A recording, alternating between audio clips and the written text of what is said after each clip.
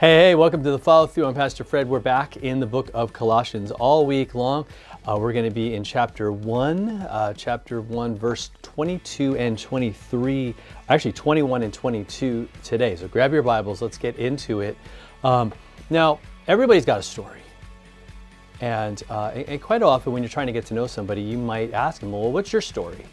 And a lot of times people will ask that, not necessarily because they're interested in you. It might be just that there's something about you that screams backstory, you know what I mean? Like something happened, there's something leading up to what's happening here, like a big change occurred. And Paul's saying like it's bigger than you could even imagine spiritually for all of us. We were all born, as he says, and I'm gonna just let him take it. Colossians 1:21.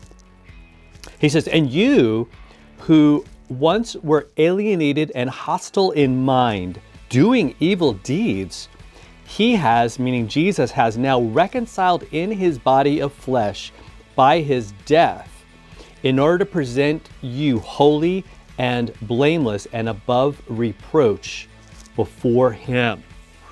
So I would say, like, this passage says that the bad news is far worse than you thought. We often think, well, I maybe, I fail, right? I do some things bad, poor judgment, maybe bad decisions. We might, chalk it up to that. But he's saying, look, he refers to our state because of sin, because of original sin, right from the day one for every human being is alienation, hostility against God, not wanting to go to him, not caring about God.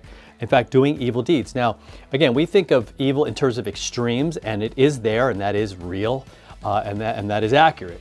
But he's saying evil is, I think, anything that really doesn't have to do with God, especially things that would be against God. And you would say, well, as long as you don't hurt somebody, but if you hate God and don't want anything to do with him, that's evil, man. That's like the definition of evil, because that's going to lead to other evil things that you do. Got it? That's kind of the problem. It's a heart problem. Our hearts are messed up, man. We need Jesus. In fact, we're dead. We're alienated. We're cut off. And those are all the words that he uses. But what did Jesus do? He reconciled us. How did he do that? His own body, his own blood. He gave it. He shed it. And he did that so that we could do what? To make us a little better? To start a really great improvement project? No. Look at what it says. So that we would be holy and blameless. So Jesus says, here's my people. Like here, he says, here's Fred. He is now, what does it say? Holy, he is blameless, and he's above reproach. Why? Because I am covered by his blood, by his sacrifice. So when God the Father looks down at me, he doesn't see me, he sees Jesus. Because I believe in him. I say that's what I need. He's the one that paid the price. I'm forgiven. All these things are true of me simply and only because they were true of him and because he did it and did it perfectly. Mission accomplished. And so now I'm free, you're free, we're free, and we get to serve God every day. This is our reality. That was our backstory. All of us. No human being, from the Pope, right, to the greatest preacher ever, Billy Graham, or whoever is your top preacher.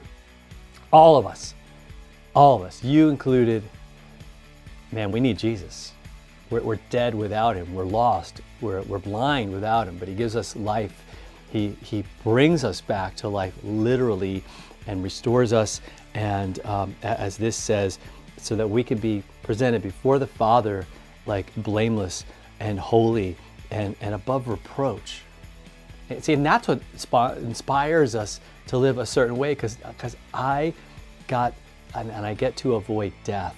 Like, it's not my lot, it's not my future. Because of Jesus, I get to live and live eternally and live with his blessings. Man, what an awesome, awesome thing.